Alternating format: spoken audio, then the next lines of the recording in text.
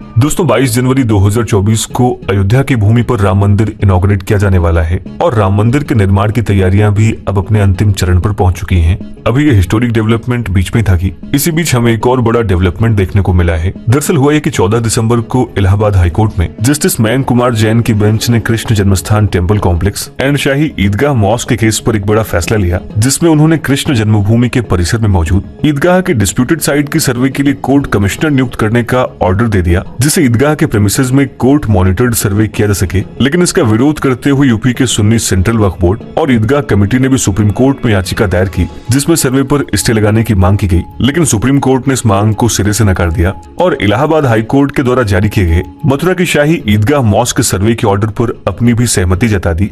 इससे पहले वाराणसी के ज्ञानवापी और काशी विश्वनाथ टेम्पल के डिस्प्यूट में भी हाई कोर्ट ने एक सिमिलर सर्वे अलाउ किया था। खैर, देश के दो महत्वपूर्ण कोर्ट्स के इन ऑर्डर के बाद तो ये तय है कि आज पूरे देश की निगाहें कृष्ण जन्मभूमि शाही ईदगाह केस पर वापस आ चुकी हैं। इसलिए इसके रूट्स को जानना हमारे लिए बेहद ही जरूरी हो जाता है। ऐसे में पहला सवाल ये उठता है कि आखिर ये सर्वे किस चीज को लेकर किया जा रहा है। अगर उस साइट पर आज शाही ईदगाह मॉस्क और हिंदू टेम्पल दोनों मौजूद हैं, तो आखिर ये डिस्प्यूट किस चीज को लेकर है। साथ ही सवाल ये भी कि क्या इस मॉस्क को कृष्ण जन्मस्थान पर बिल्ड किया गया है। इसके अलावा कृष्ण जन्मभूमि की पूरी कहानी क्या है, ये कहानी सुप्रीम कोर्ट तक कब और कैसे पहुंची, यहाँ कृष्ण मंदिर और ईदगाह के बीच विवाद क्या है और कौन पहले आया और कौन बाद में इसको समझने के साथ ही साथ ये भी जानने की कोशिश करेंगे कि क्या अयोध्या के बाद अब मथुरा की बारी आ चुकी है। दोस्तों, आज के इस वीडियो में हम इन्हीं सब सवालों को डिस्कस करेंगे।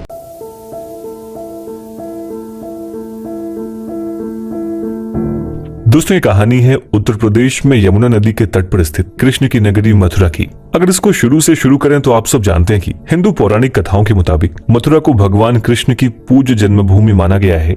जैसे कि हमारी मान्यता है कि भगवान कृष्ण का जन्म मल्लपुरा क्षेत्र के कटरा केशवदेव में राजा कंस के कारागार में हुआ था, जब उनके मामा कंस ने उनकी माता देवकी और पिता वासुदेव को जेल में अपना बंदी बनाकर रखा हुआ था। और ऐसा इसलिए था क्योंकि कंस को यह भविष्यवाणी सुनाई दी थी कि उसकी मृत्यु देवकी की संतान के हाथों होगी। दोस्तों, लेजेंड्स के मुताबिक इसी प्रिजन सेल के अराउंड कटरा केशवदेव मंदिर को बनवाया गया था। हिस्टोरियंस के मुताबिक ये टेम्पल 6th सेंचुरी बीसी में लॉर्ड कृष्णा के ग्रेट ग्रैंडसन वज्रनाभा द्वारा तैयार किया गया था। इस साइट के आर्कियोलॉजिकल एक्सकवेशंस के दौरान यहाँ से 6th सेंचुरी बीसी की पॉटरी और टेराकोटा डिस्कवर की गई है। इन एक्सकवेशंस में यहाँ से कुछ जैन स्कल्पचर्स और लार्ज बुद्धिस्ट कॉम्प्लेक्स जैसे कि यशा विहार के भी अवशेष मिले हैं। दोस्तों, अगर इतिहास में थोड़ा और पीछे जाएं तो हमें पता चलता है कि वज्रनाभा के पिता का नाम अनिरुद्ध था। अनिरुद्ध भगवान श्री कृष्ण के पुत्र प्रद्युम्न के बेटे थे। दोस्तों, महाभारत के युद्ध में हस्तिनापुर नरेश, धृतराष्ट्र और महारानी गांधारी का वंश खत्म हो गया। गांधारी ने अपने बेटों के वियोग में श्री कृष्ण को शाप दिया था कि जिस तरीके से उनके कारण कौरव वंश का नाश हुआ, ठीक उसी तरीके से उनके यदुकुल वंश का नाश हो जाएगा। ऐसा कहा जाता है कि महाभारत के युद्ध के 36 वर्ष बाद में श्री कृष्ण और जाम्बवंती के पुत्र जाम्ब के कारण द्वारिका में यदुवंशी क्षत्रियों के बीच मूसल युद्ध प्रारंभ हुआ। इसमें यदुवंशी क्षत्रियों का नाश हो गया। उसके बाद बलराम ने समुद्र में समाधि ले ली और श्री कृष्ण एक वृक्ष के नीचे लेट गए, जहाँ एक भील ने हिरण समझकर उनको तीर मार दिया और इसके बाद वे अपने लोग चले गए। लेकिन इस युद्ध में श्री कृष्ण के प्रपौत्र वज्र और वज्रनाभ बच गए। दोस्तों, भगवान श्री कृष्ण के पृथ्वी छोड़ने के बाद द्वारिका समुद्र में डूब गया। दोनों भाई बचे हुए यदुवंशी क्षत्रियों के साथ हस्तिनापुर चले आए। यहाँ पहुंचकर उन्होंने हस्तिनापुर के राजा और अभिमन्यु के पुत्र महाराजा परीक्षित के सहयोग से व्रज क्षेत्र का निर्माण किया और उनके ही नाम पर इसे व्रजमंडल कहा जाता है। देखा जाए तो यहाँ पर दोनों भाइयों ने कई मंदिरों, तालाबों और अन्य लोकोपयोगी संरचनाओं का निर्माण कराया।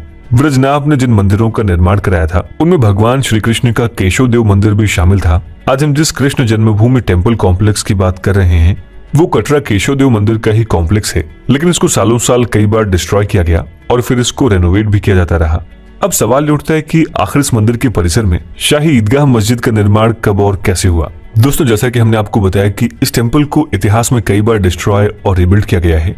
400 सी में चंद्रगुप्त सेकंड ने यहाँ एक बहुत भव्य मंदिर तैयार करवाया था। सम्राट चंद्रगुप्त के रेनोवेशन के बाद मथुरा का केशवदेव मंदिर लगभग 500 वर्षों तक अडिग रहा, लेकिन हालात पहले की तरह नहीं रह गए थे। अब भारत पर मुस्लिम इन्वेडर्स की नजर पड़ गई थी। दोस्तों, ग्रंथों में इन्हें मलेच्छ कहा गया है। देखा जाए तो केशवदेव मंदिर पर पहला हमला अफगानिस्तान के शासक महमूद गजनी ने 1017 से 1018 में किया था। वो मंदिरों के वैभव और इनकी इमेंस वेल्थ को देखकर स्तब्ध था। दोस्तों, महमूद गजनी के हमले के समय उसका दरबारी इतिहासकार अल उतबी भी उसके साथ था। उतबी ने अपनी किताब तारीख यामिनी में लिखा है कि हैरान महमूद ने मंदिर की भव्यता को देखकर कहा कि अगर कोई इसकी जैसी इमारत बनाना चाहे तो उसे 100 करोड़ दिनार खर्च करने पड़ेंगे और माहिर कारीगरों को भी इसे बनाने में कम से कम 200 साल लगेंगे।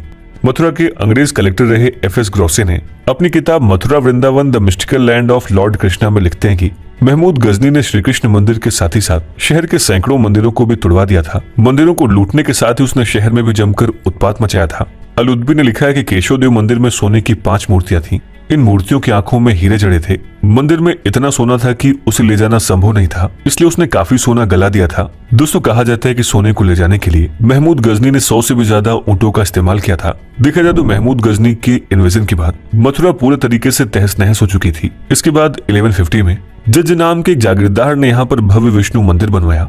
इस बात का जिक्र श्री कृष्ण जन्मभूमि से मिले संस्कृत के एक शिलालेख से पता चलता है। माना जाता है कि जज कन्नौज के गढ़वाल राजवंश के अधीन एक जागीरदार थे। वहीं कुछ इतिहासकारों का मानना है कि वे मथुरा के राजा विजयपाल देव से संबंधित हैं। खैर, समय के साथ दिल्ली के तख्त पर मुस्लिमों का अधिकार हो रहा था। सैयद डायनेस्टी को हराकर बहलोल लोदी गद्दी पर बैठा और उसने यहाँ पर लोदी डायनेस्टी की शुरुआत की।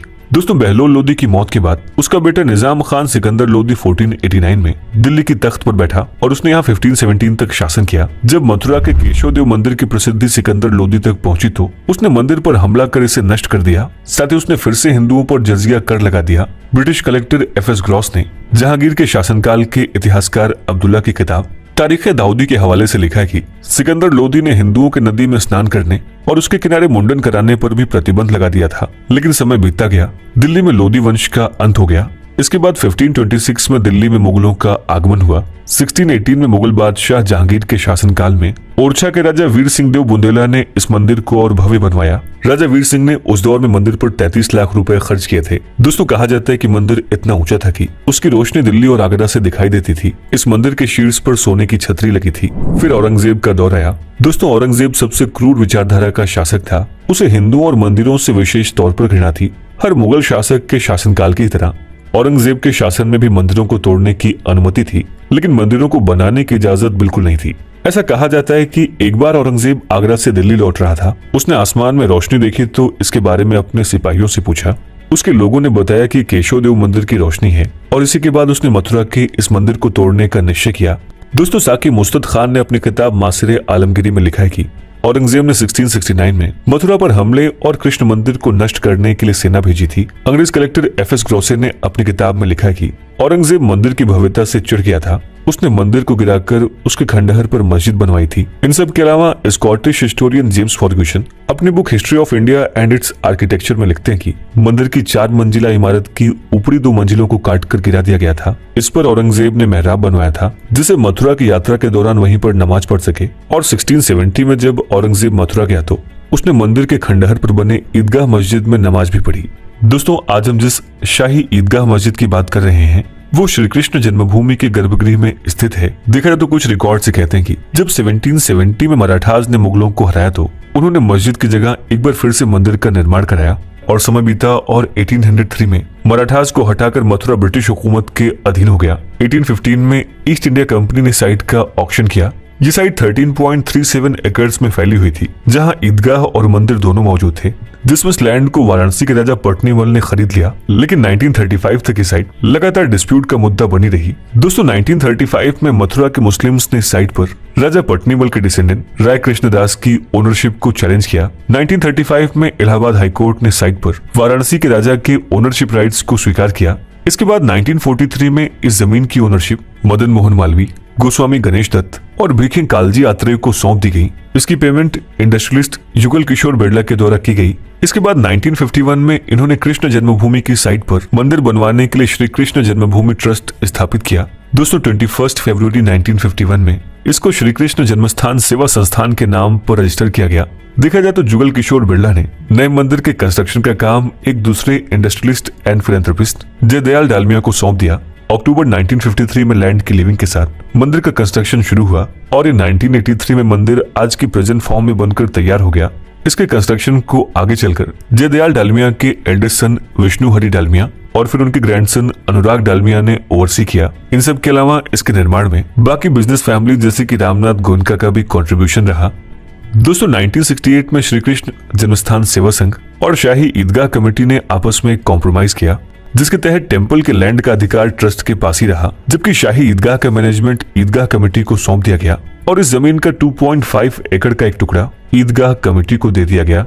दोस्तों, इंडियन नेशनल कांग्रेस के लीडर गणेश वासुदेव मावलंकर श्री कृष्ण जन्मस्थान सेवा संघ के पहले चेयरमैन थे, जिन्होंने इस कॉम्प्रोमाइज एग्रीमेंट को साइन किया था। लेकिन उनके इस अथॉरिटी पर लगातार सवाल उठाए जाते हैं। लेकिन 1992 में जब बाबरी मस्जिद का डिमोलिशन हुआ, उस टाइम वृंदावन के रेसिडेंट मनोहर लाल शर्मा ने मथुरा डिस्ट्रिक्ट कोर्ट में एक पिटीशन फाइल की, जिसमें उन्होंने 1968 के एग्रीमेंट को चैलेंज किया। वो कहते हैं कि जमीन पर कभी मस्जिद थी ही नहीं, मंदिर को तोड़कर उस पर मस्जिद बनाई गई थी। सुन्नी सेंट्रल वक्फ बोर्ड और शाही ईदगाह कमेटी ने places of religious worship act 1991 का हवाला देकर इस पिटीशन को चैलेंज किया।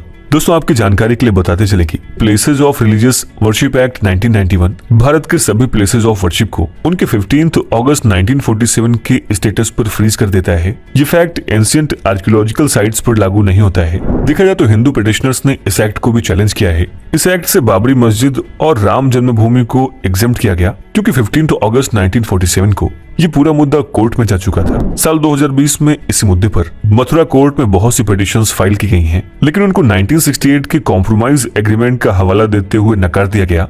दोस्तों, सितंबर 2022 में इस पर एक बार फिर से सर्वे की मांग की गई, लेकिन उसको भी नकार दिया गया। वो चाहते हैं कि इस बात पर सर्वे किया जाए कि इस जगह पर शुरू से कोई मस्जिद थी ही नहीं।